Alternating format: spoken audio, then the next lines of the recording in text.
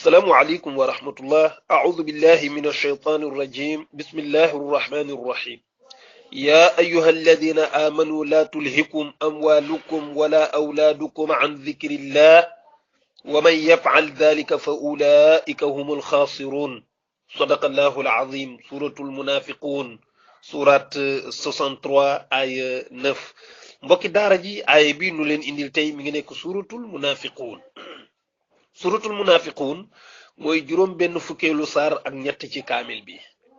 yaa ayuha alladina amanu laa tulhikum amwalukum wala awlaadukum an dhikrillah. ab artu la. buur bi day li lay wan ne ku bari yermandi la. aaya bi daf ñu sutiyeel ñaari mbir. nenu ñaari mbir a ngi nii yu leen jege. ñaari mbir a ngi nii yu ngeen bëgg. te ñaari mbir yooyu ngeen bëgg su ngeen ca deful ndànk dina tax ngeen perte seen boroom, dina tax ngeen ñàkk yiwu ëllëg. mooy lan? mooy alal ak doom.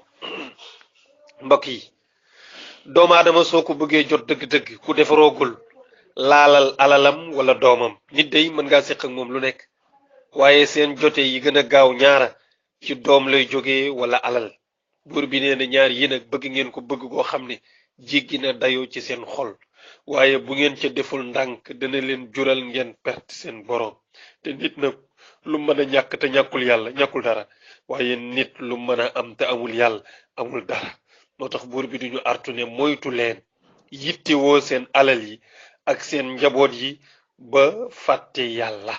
moytu leen yittewoo alal ak njaboot ba fàtte jaamu yàlla ba dootu leen ko tal. buur bi nee na ku def loolu perte nga de. yaa ayyuha alladina amanu, yéen ñi bokk ci daairatul iman, mooy jullit yi nga xam ne gëm nañu yàlla ak lépp lu aju ci ngëm. te buñ ne gëm yàlla ak lépp lu ca aju mooy gëmaale malaayika yi, yonent yi, téere yi, bés penc ak dogal ba nag ndax dëppoo na lu neex ak sa bakkan wala dogal ba dëppoowul lu neex ak sa bakkan, yépp nga gërëm.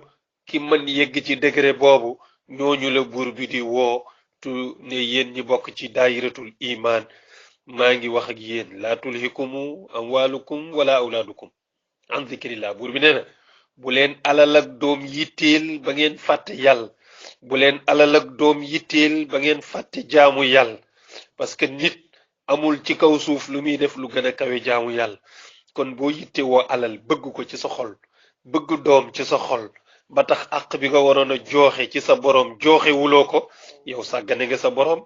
kon alal ja day mujj albatiku di alkandi ci yow, doom di alkandi ci yow. te mbokk yi gis nga alal ak doom li nu bëgg ci seen kilifa googule, bu dee alal boroom alal ja la alal bëgg ci moom, bu dee doom la mu bëgg ci wayjur mooy li yàlla bëgg ci jaamam, te mooy nga bëgg ko teg ko foo tegul kenn. alal loolu la bëgg ci nit.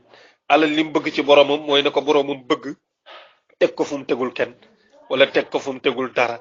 doom it li mu bëgg ci wayjuram mooy na ko bëgg teg ko fu mu tegul kenn. te loolu dong la yàlla bëgg ci jaamam, mooy jaam bi na bëgg boroomam mbëggeel gu dëggu, teg ko fu mu tegul dara, du ko yemaleeg dara. loolu moom lañu buur bi di moytuloo ni ñu bu ngeen moytuwul alal ak njaboot nag dina occuper place boobu ci yéen. wa man yafal dalika, ku sàggan ba def loolu, fa ulaikumul xaasiruna, ñooñu ñooy way perte ñi. yàlla buñ bokk ci way perte yooyu. kon mbokk yi, wut alal day diine terewu ko kenn. wut njaboot lu baax la, wut alal lu baax la, parce que nit dafay dund di soxla alal ak njaboot. waaye danu ne bu mu la yitteel ba nga fàtte say jaamu, bu mu la yitteel ba nga fàtte sa boroom, sàmmatoo daray àq sa diggante ak say mbokk jullit, wala sàmmatoo àq borom bi. loolu dara jaru ko. sadaqallahu alazim. wasalaamu aleykum wa rahmatullahi wa barakatuh.